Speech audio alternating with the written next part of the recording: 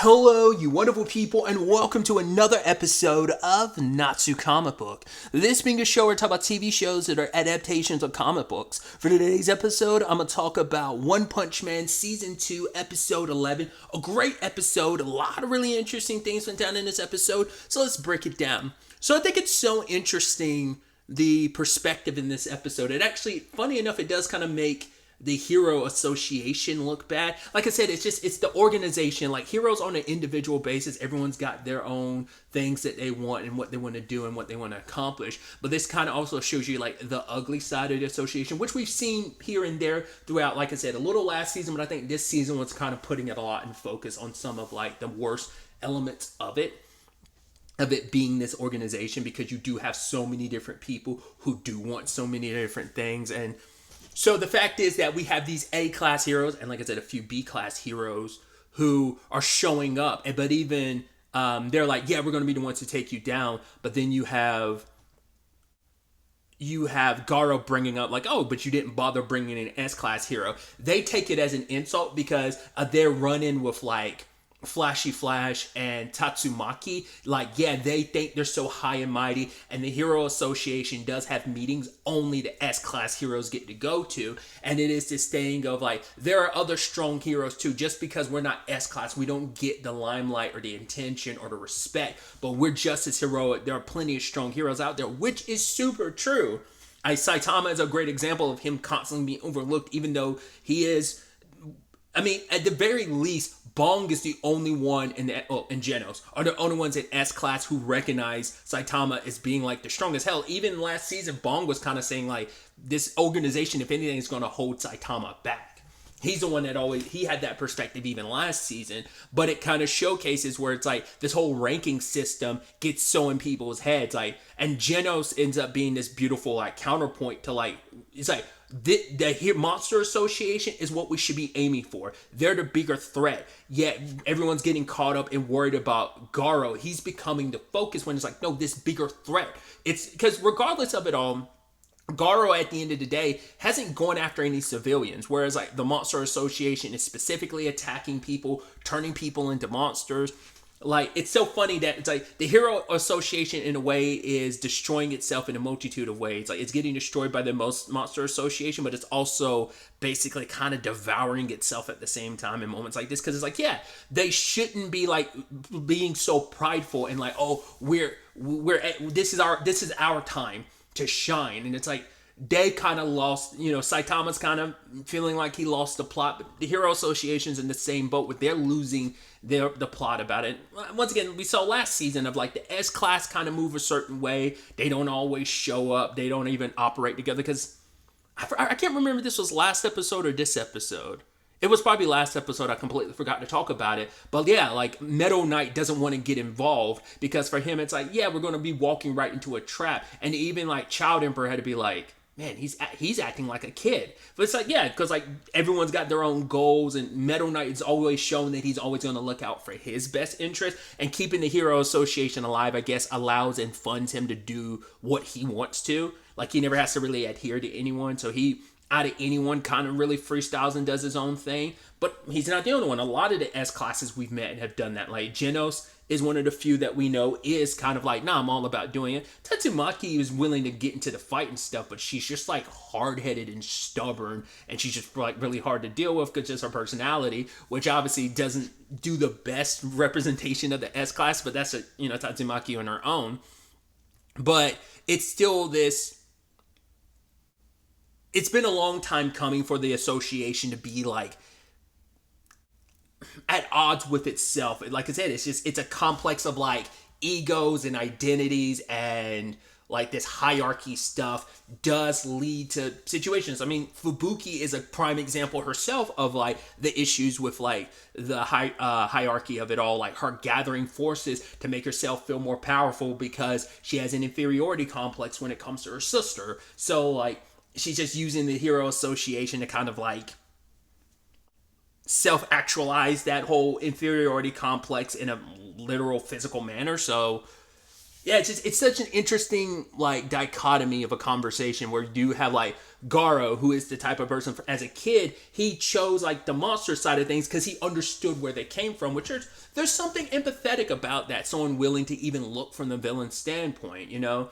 Because for him, he looked at him as an underdog because he's like, oh, this crab demon, he wants to protect his ocean. It's like, oh yeah, these three heroes. Like, you should acknowledge the fact that he was fighting and handling it on his own. So it's like, that's why I think for him, it's like, because he saw, like, he was willing to see the good in the bad people, but no one else was. It's like, no, they're the bad guys. Were you a weirdo for backing up the bad guy? Who likes the bad guy? So, like, that's why I think for Garo, like, following the grain to him, just following what is considered the norm, it's like BS. He's a rebellious type. He goes against the grain, and it's like, if you want to have this hive mind attitude towards heroes, because I think for him, it's like, heroes are just fighting for what they believe to be justice, but it's like, other people have the reason, like, people doing what they do sometimes doesn't always fall in line with what would be considered justice. Like, this guy has his, you know, no one's the villain of their own story.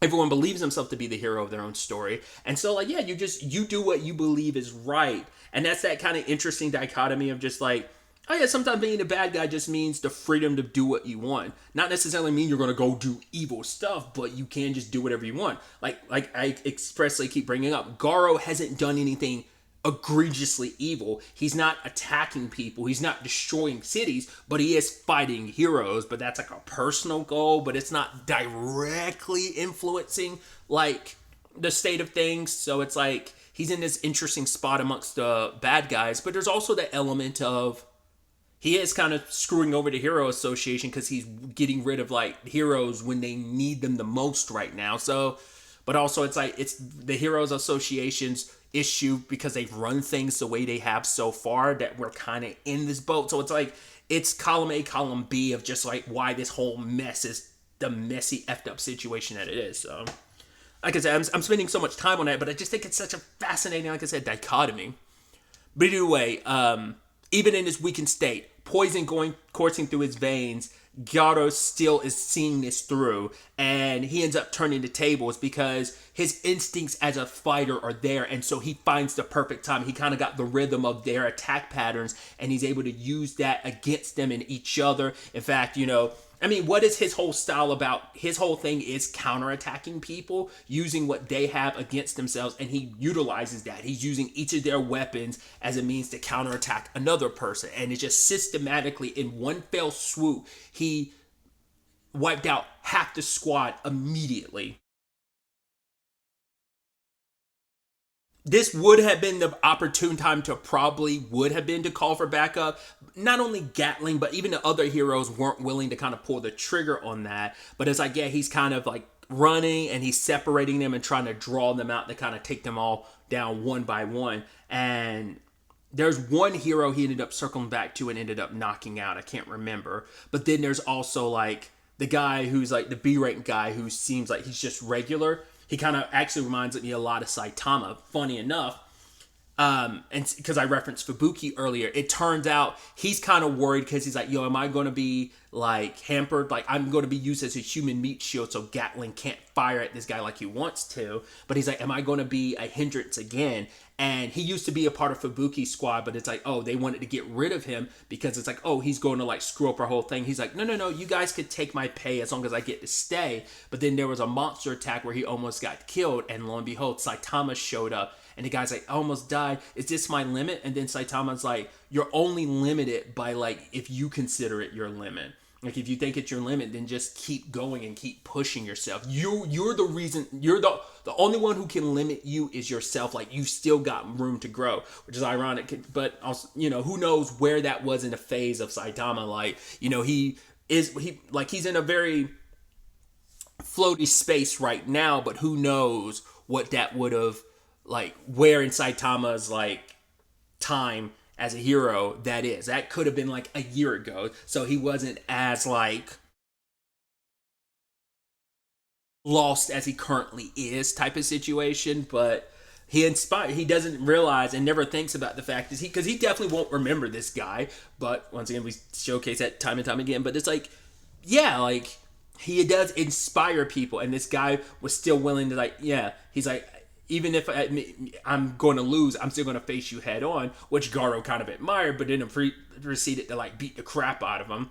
Stinger tried to attack him, but immediately got taken down in one fell swoop as well. So all that's left is Gatling. But Garo does say, like, hey, there's a kid there, so you might not want to fire like crazy. He's like, oh, you're not going to get me with that cheap trick. And he uses his ultimate technique, which basically empties out every shot he has. But Garo, twofold. One, he is protecting the kid, and two, but it is also to showcase, like, he could have easily moved anywhere else, but it's like, he wanted to showcase to the kid, like, he even had this line earlier in the fight about the whole, oh, like, the fact is no S-class heroes are going to show up, as that's going to be disappointing for some kid, because I think there's twofold layers to that, whereas one, okay, the kid likes heroes, so he wanted an S-class hero to show up, but two, it's also like, right, you're so petty about, wanting to take me down yourself. You're like, oh, we'll take care of the Monster Association afterwards. It's like, because you saw an opportunity to benefit yourself, because Garo's in a weakened state. You thought we could use this to quickly, gain some notoriety, even though you should be focusing on the Monster Association. You're using this opportunity to benefit yourself.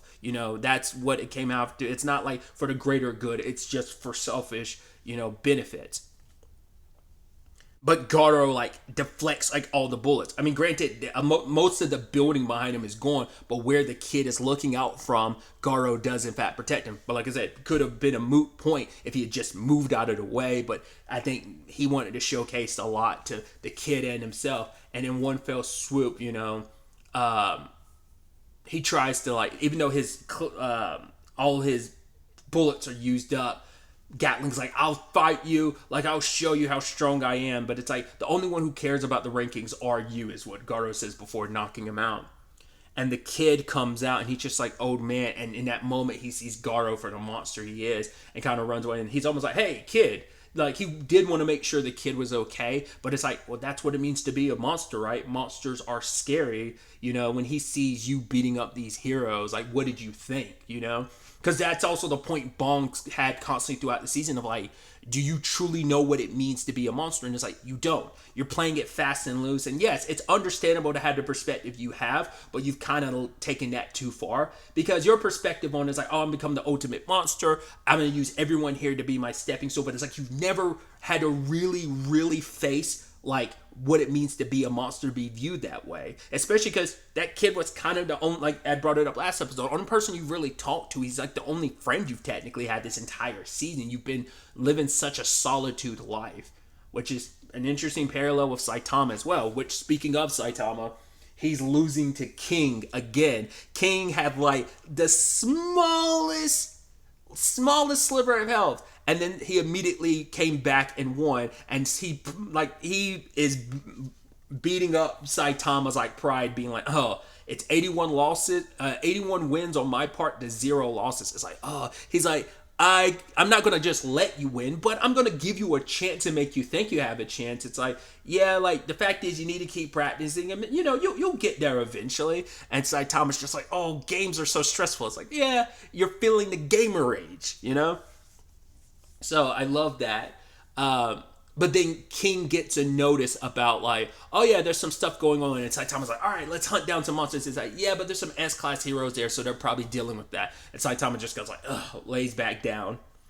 It's like, oh yeah, like, there's been a lot of monsters out late. He's like, yeah, I saw all those monsters you beat up outside, Saitama. Like, you don't worry about it? He's like, because he's like, no, that's not sanitary. He's like, don't worry about it. I'll have Genos burn them later. It's like, oh. He's like, yeah, monsters just wandering around. It's like, if that kind of happens more and more, there's going to be other cities that are going to end up just like this area. He's like, speaking of Genos, haven't seen him around. What's up with that? It's like, oh yeah, I haven't seen him since like yesterday. It's like, oh, aren't you worried? Like, he could, with all the Monster Association stuff, like or the Monster Hunter the Hero Hunter out there, like, he could have gotten hurt. It's like, Genos will be fine. And then he thinks back to like one time he saw Genos severely beat up and injured. And he's like, well, I guess I can go looking. Because it's like, you do care about your disciple, You kind of hand wave it away, but you do worry because you do, like, you have seen him in pretty rough condition. I can't remember specifically what fight that was from. That was probably from something earlier this season. I don't think that was from the Deep Sea King situation from last season. Maybe it was. I just don't remember off the top of my head. But when it comes to Genos, he does step into the fray just when Garo was about to just like, all right, chill, like I gotta get some water. Genos happens to show up and it's like, right, I'm gonna put an end to this. And the two of them are duking it out. You gotta still give it to Garo. After everything he's been through, haven't had a chance to really breathe, back-to-back fights and bouts like this. Once again, he has no one to blame but himself. But he sees this as an ultimate challenge. The fact is he's still keeping pace with Genos, but Genos has got some more upgrades and has gotten stronger. So it's like, I especially love that moment where like he tried to like knock Genos into the ground, but then Genos like used that opportunity to like the surprise attack him. It's like, oh, you purposely buried yourself into the ground to drop my guard. And it's especially that one time when he fired and Garo was barely able to lean himself back to dodge the blast. I was like, oh, because like Genos is keeping up with him and doing his thing. Because Garo ends up in that moment using Watchdog Man's like style of on all fours and rips off Genos' arm. I was like, shit. But then Genos' arm operates on its own and chokes him and holds him back. And it's like, right, we should be focused on the Monster Association instead of small fry like you, which obviously strikes Garo's pride. Because he's up there saying, like, oh, I finally got an S-Class hero's attention. Right, once I beat you, I'll be considered the ultimate monster. But then Genos is like, there is no ultimate monster. There's no such thing. And it ends up being this conversation later on where the monsters end up showing up and they're there to get Garo, but he's also like, no, I'm not going with you guys. They're like, sorry, we can't take no for an answer. I think if Genos hadn't done what he did, I think Garo probably would have done it too. It's so interesting because I'm so curious, like his thought process now, like he wants to be a monster, but he's also not siding with the monsters, even though they're gathering. But like I brought it up earlier in the season, I feel like when he first turned them down, I was like, well, because he's viewing them and say like his issue with heroes is the same thing. I think in this moment where he's realizing like, well, you guys don't have any greater, like I'm not able to sympathize with you because you guys are just, you're kind of just doing what the hero is doing. So in his mind, it's like you guys are on the same playing field. You're the same thing to me. So he has no interest in the Monster Association. I thought because of the way he looked in the opening that maybe he does eat the monster cell, but it's like no, he doesn't. That's just, it was all leading to what he looks like right now. His eyes red, his hair's red now because he took some of the blood off of himself and rubbed it into his hair to really look as monstrous as possible. It's like, right, I'm enjoying this. I'm putting my all into this, fighting Genos. But before the fight can continue, Bong shows up and is like, yo, can you leave this to me? And his brother's like, don't worry, I'll handle the monsters. The few that was like still around, because Genos is like, right, I made a mistake of underestimating the overwhelming power of the monster. He's like, I'm not going to let down my guard again. Like, I'm going to be a lot more like prepared, which is so interesting considering like the flip side of things, because Goketsu caught Genos after a big battle, and he was like the inverse had happened, where now like Garo's in the weakened state, and then like Genos has got only the overwhelming force to some extent, but now Bong has showed up to kind of put him in his place. I also loved his brother's technique because we finally got to see his brother in action when he like did that technique and he like sent like this swirl throughout the enemy and cut him up into pieces. So that swirl was pretty dope. So now it's master versus disciple. It's like, right, I'm gonna put like give you the good spanking you deserve in this moment. Kind of get that flashback of when Garo first showed up and became a disciple for Bong. He saw something in that kid back then, and it's just like, right, I want to preserve that. I know you're still there somewhere beneath like your desire to be a monster and all that. It's like, I know my student's still there. I want to save you before you lose yourself like so many others have. So it's gonna be interesting to see how this all plays out. The next episode should be the season finale. I'm curious. I'm like, is this all gonna get severely wrapped up in season in that one episode like that? Or is it going to be a situation of like this is going to carry over into season 3? Ultimately, I have to wait to see how this, because like the Garo stuff will probably close out, but I don't know if the Monster Association stuff will too, or is that just going to be so hand wave away of like, well, actually, like that was immediately taken care of. Like the Garo stuff became like the A plot, and then the Monster Association fell to the back as the B plot. Like I said, not unless that carries over into the next season or not. But I'm curious to see what ends up happening. But really, that's all I wanted to talk about. Till the next time we meet, be happy, be safe, live life to the fullest, and enjoy it. Good day and goodbye.